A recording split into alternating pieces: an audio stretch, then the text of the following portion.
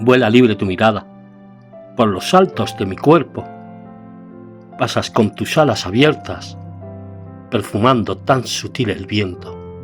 Esclavo de tu sexo, de tu boca, de tus alas que me ascienden más allá de los cielos, de los celos que con exclamación tu cuerpo provoca, llamando a filas un ejército de hombres para defender tu belleza, dueña de mis noches, dueña de mis profundidades, de mis lúcidas locuras, por el frenesí que me das en cada beso, coloreando del mejor gris del cielo mi boca, que nace al decir tu nombre y muere cuando me tocas.